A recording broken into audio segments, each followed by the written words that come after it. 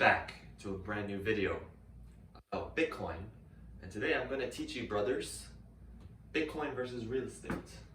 I'm going to compare for you brothers at home, Bitcoin versus real estate, so that you can plan ahead and maybe I'm going to be comparing Bitcoin and real estate so that you can know the differences between these two investments and know which one's better, and it might surprise you, or maybe it won't. So before I start this video, one thing I want to say, I'm talking about real estate as an investment. I'm not talking about it in terms of buying a house, like should you own a house or should you own Bitcoin. It's like maybe you should own a house, maybe you shouldn't be homeless. But I'm talking about real estate as in buying it in hopes that it goes up in value or that you rented it out or something like that. An investment in real estate. And another disclaimer, I don't know what the fuck I'm talking about, so maybe don't listen to me, but maybe do because you might learn something. I don't know. Okay, let's go over some of the costs of owning a house. So you own a house, you put the money down, you buy it, but now you have the privilege of paying property tax. You have the privilege of paying for maintenance, meaning when something breaks down, you want a new refrigerator or something, I don't know. You want a new electrical grid, you want a new plumbing system, I don't know. There's a leaky roof or a leaky bucket, I don't know. Boom, utilities. You have to pay in order for the house to operate. It doesn't just operate for free. And you have to pay with your mental sanity, because once you own the house, let's say you're going to rent it out, you have to deal with this mental thing that someone is living in a house that you own, and at any moment they can call, something can go wrong, and you're responsible. You have to carry that responsibility with you at all times. And a lot of things can happen, which I'm going to go over later. But the main thing I'm talking about here is the fact that just because you own a house, you're constantly losing money just by owning that house. And sure, if you live in the house, okay, you need to pay to survive. But if you're using a house as an investment, the growth that you see from it has to be more than this shit.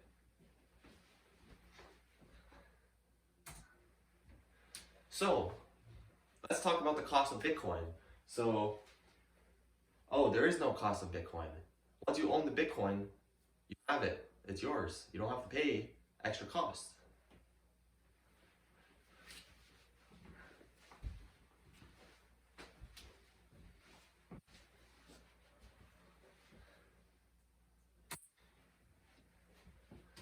Now let's talk about something that you might not have thought of before, because you might think that when you buy a house, it must go up in value, and most of the times it does. But the thing is that what you're not thinking about is, why is it going up in value? It's not going up in value because the house is all of a sudden a better house. The house actually gets worse over time. You can imagine if a house has been around for a while, like this one, it loses its value because it becomes rusty, musty, and dusty, and all kinds of repairs you need to put in it. So why the heck would a house like this increase in value? Look guys, I live in an old house right now. This house that I live in was built in the 70s, and it's increased in value by like 30x in value over the 50 years or whatever. And this house is like not a great house to live in. When I moved in, there's no cold water, there's no internet, like there's none of these things. The power goes out if you plug in too many things at one time. Like there's a lot of problems with this house, but it's worth 30 times more than it was in the 1970s. And you might want to ask yourself why that is. Now there's two reasons why the value or the price of a house will go up over time. And it's these two reasons: demand and inflation. So you buy a house and it's in an area, let's say it's in New York City. So more and more people want to live in New York City, so there's more of a demand for that house. So that means the price will go up.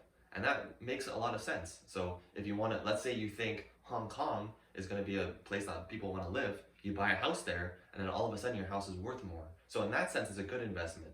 But the other reason it goes up is because of inflation.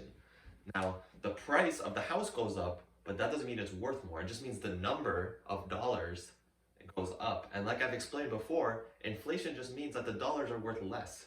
So in other words, the house is worth the same, it just has a bigger number on it because the cash is trash. Now, let's go over some of the risks of owning a house. There's natural disasters, there's tornadoes, there's volcanoes and earthquakes and all this stuff that can happen to your house. And you might believe that won't happen, but it can happen. House theft, depending on where you live, well, it can happen anywhere really. You might think it's not going to happen to you, but someone can break into your house, damage your house, steal stuff, you need insurance for that. These are all costs, these are all risks. Another thing, if you're gonna rent out your house, you can get a bummy tenant. He might not want to pay his rent. He might start doing drugs in your house. He might start growing weed. I don't know. There's things that can happen. You're trusting or you're praying that you get a good tenant when you're renting out your house, but most of the times you're not going to. And if your tenant is bad enough, it could actually cost more just to have him there or her than actually buying the house in general. And the final risk of buying a house is that you just don't know what's going to happen to the area. Like I said before, it might get more valuable. People might want to live there, but people might want to move away from there. The people might be fleeing where you're buying your house, so it'll lose its value. So you can do all the research you want, and sure, there's good investments. Like if you invested in New York, for example, for a long ass time, that's a good investment. But you don't know that where people are going to want to live in the future. You can predict it, you can be reasonable, but you don't know. You just don't know. Now, I'm going to be honest with you guys and talking about the risks of owning Bitcoin. Because like I said before with houses, you don't know where Bitcoin is going to go in the future. Do all the research that you want, and I'm helping you with that research, but you just don't really know for sure. You can be like 99.9% sure.